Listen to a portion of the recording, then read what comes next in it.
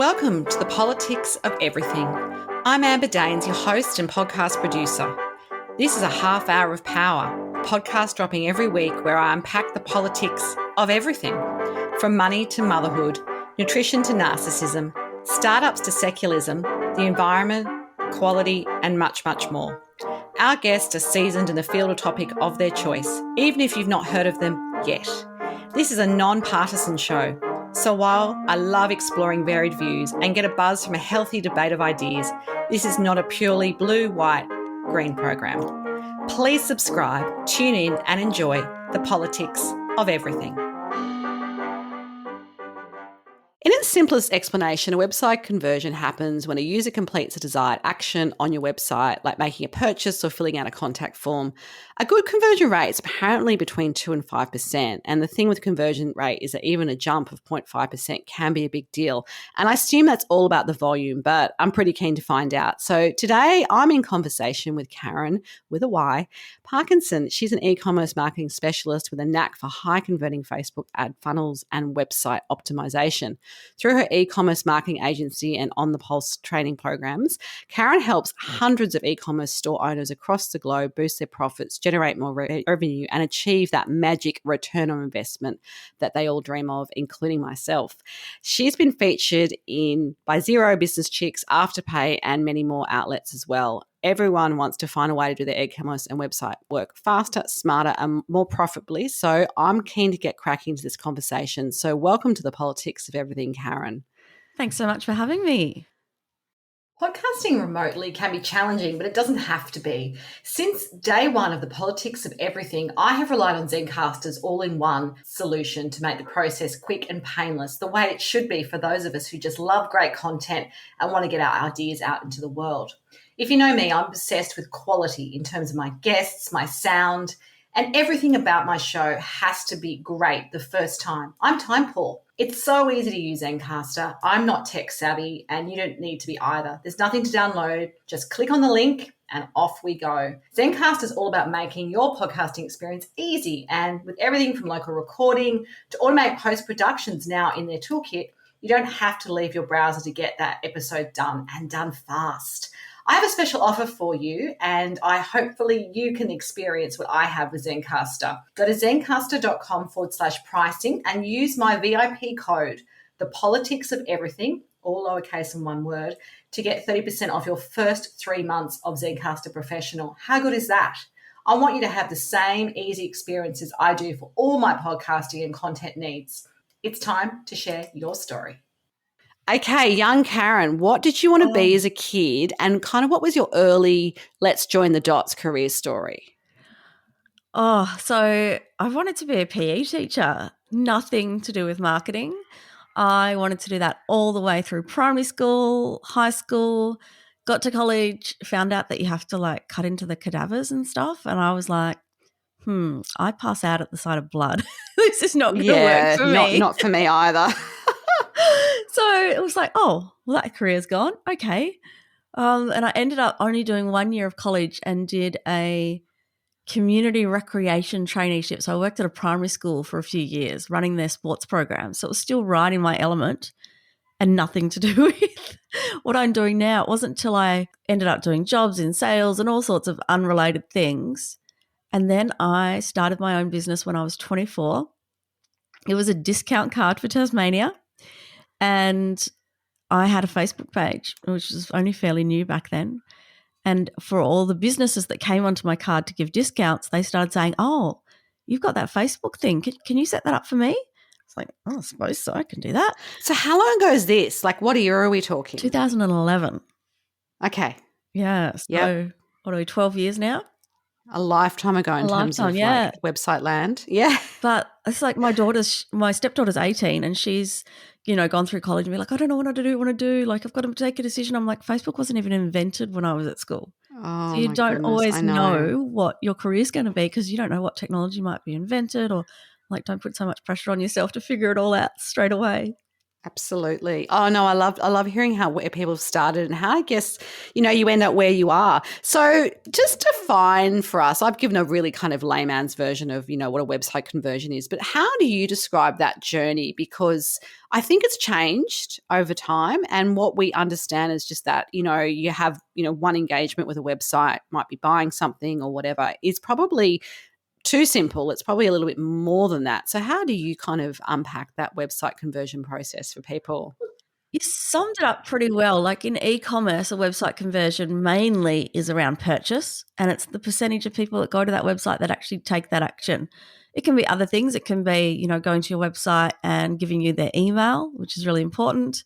But for most people, we're after that magic buy. Yeah, we are. We are. But I think sometimes people don't realize that, they might have heard of you somewhere else and all that kind of, I guess, the other socials that happen before we get to that as well. There's so much that happens So before much that happens. gets your website. Yeah, it's just we've got to do all the things these days. And I know that as someone who's an online service provider that, it's one stream to my business. But I suppose for sometimes I feel like it's a bit sort of mystical and difficult and opaque because I'm not a very technical person and, I probably don't ask people where they found out about me. Sometimes it's really obvious because I might do a short-term promotion and I go, oh, you saw me on LinkedIn or you signed up to my newsletter and you got that offer. But I often just don't understand what makes, that conversion decision work for some people. And is it about having a great website that speaks volumes to people? Like, is there other things other than the products and services that you offer that can really help you in that process?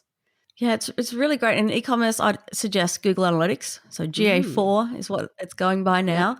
If you can really get a good feel for what the journey was that people took. So there's a report in there called the customer journey, and it will show you. And if you look, you might think they went from Googling you to buying from you, and that's so not the case. Generally, and typically, some businesses are outside of this, but generally they will see you on Facebook or Instagram, and then they might Google you, and then they might get an email, and then they might purchase the fourth or fifth time that they come. So that actually shows you so that you can go, okay, well, maybe I should put more emphasis to this place because this is where a lot of people are coming from. Email's a big one. So, and, I do a lot of paid ads as well. So quite often we're using like a customer journey and we're retargeting people. So they might see an ad introducing the brand, they might go check it out and then get distracted by the kids. And then we're showing them another brand later on that day when they're sitting on the couch and the kids are in bed and they can have time to go back and look at it again. So it really is. They say that people need to see something up to 16 times before they'll actually, take action on it. So seeing those ads and seeing those follow-up emails and, ads across Google and lots of different platforms is really important. So obviously Facebook is kind of your specialty. Is that something that's really changed in the past sort of decade or so? Like we talked about, 20 years ago, obviously it was barely around and now it's probably like one of the most used platforms, although I think that shifts over time and, people get different sort of new shiny objects that they love to look online with. But is there some examples of how it's changed? Because my experience personally, and I've only done a little bit on Facebook, it's probably not my place to kind of sell what I do, is that you've got to spend a lot of money to get a lot of results. So when we say Facebook ads, I mean Facebook and Instagram because they're both actually Meta and it's the same platform. Yep. Yes. So it's changed a lot over time. I remember when we used to put out a post and, nearly everyone who liked your page would see it. That was amazing, the good old days. And then when it got into advertising, the returns were ridiculous. I used to spend money on my clients' campaigns and they'd get $30 for every dollar I put in. And that was like printed money. And we didn't know that it was the good days back then. So, we were still like, oh, we won't spend too much. We don't want it to go down to 25. That's what I'm thinking. Now. Like that's what I mean. That was like the early phase, which I wasn't involved in that, but I did hear that from people. It was so nice. The good old days. You're reminiscing now. I can feel this, Karen. According to Facebook or Meta, a good conversion rate or a return on ad spend, I should say, for an e-commerce brand is 3. Okay. So 3x. So what we does really that have mean to have for people? Like how much do people have to spend, do you reckon? Like is there any average? Is there any way for us to kind of you can start small and scale up, but you really need to be spending sort of upwards of $1,000 a month to really get those results because you've got to have ads, driving those new people, plus you've got to have ads retargeting those people, showing them again and again. So most clients I might start at 2,000 or 3,000 and then quickly scale up from there. There's a lot of testing with ads. We've got to test audiences, test creative, test copy. What are we going to say? And saying it one way might not convert as well as saying, the exact same thing a different way. So there's so much testing. Once that testing's done and we've found good audiences and things like that, we can just start to scale that budget up until we sort of hit that plateau with our results starting to go down.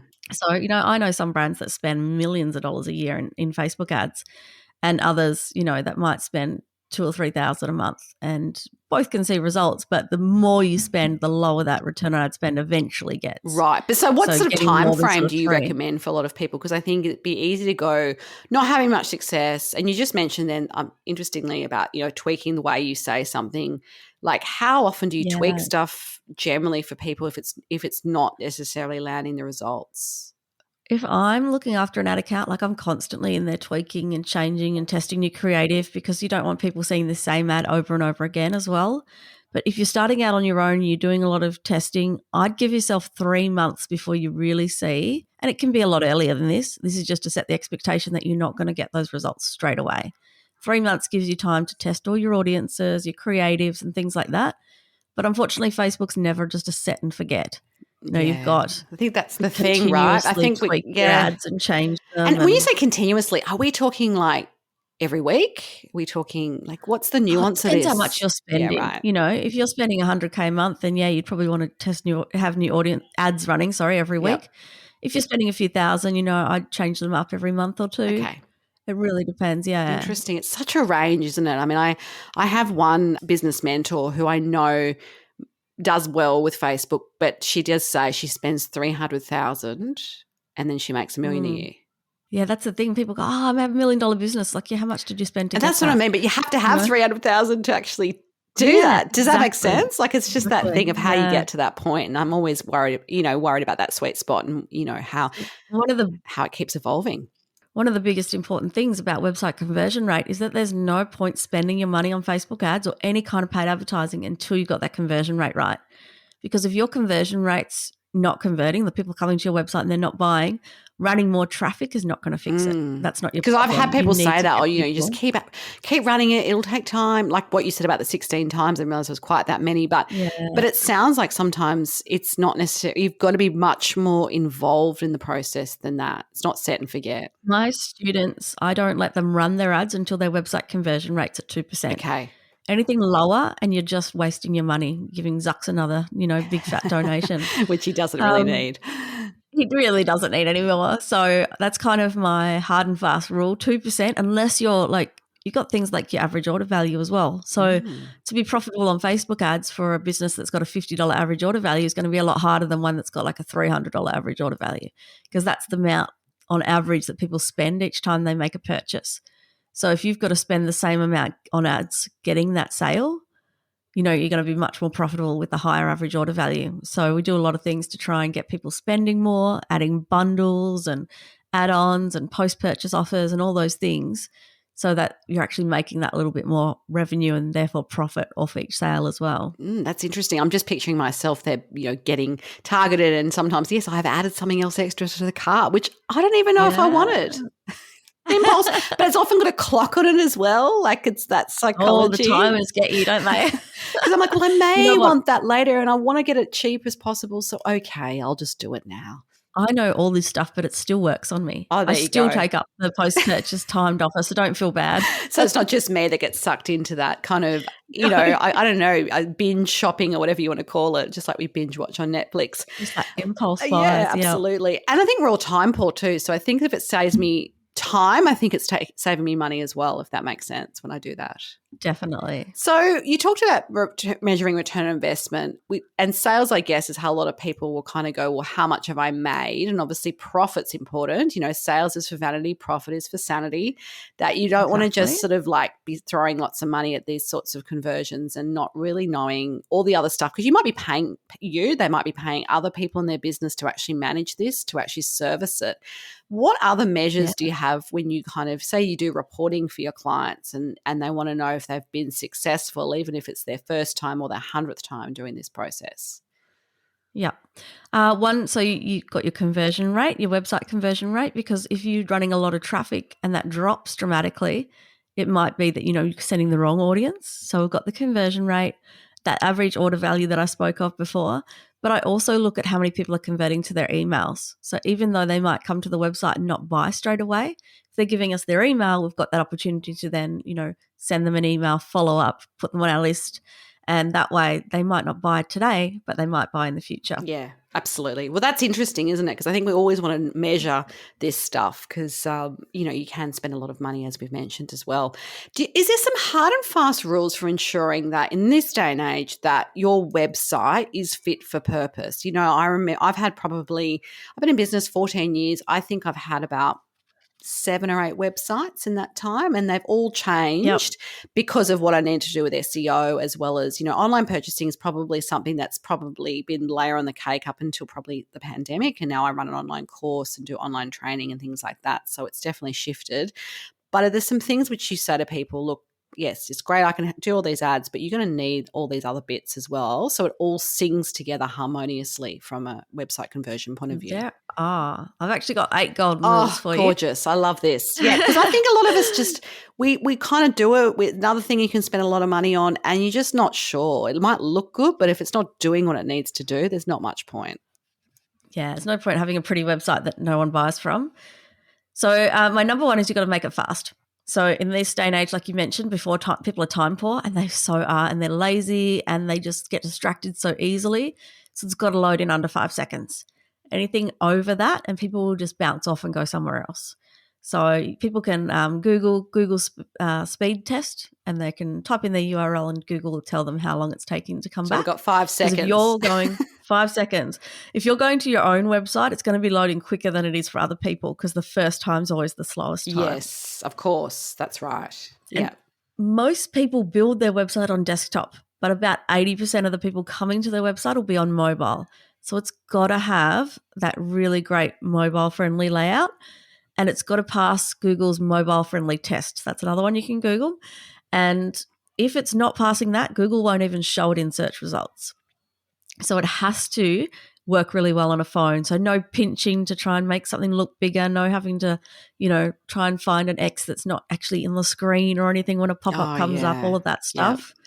And then it's got to just size really well for mobile. So I recommend actually building for mobile first and then making the desktop look okay, which is the opposite to what most people do these days. As a flip of probably, 10, 15 years ago too, where people were consuming media differently. Yeah, the amount of people consuming on mobile has totally changed over the years. Yeah, absolutely. Yeah, no, I love that. I love that list. Thank you for sharing that. That's kind of like the secret sauce, I guess, for most of us in this particular line of work. So changing tack a little bit, what's the best advice that's ever been given to you? And it could be business, it could be life, whatever it is, and why that piece of advice has been so valuable to you. So for me, it was put your blinkers on and stay in your own lane.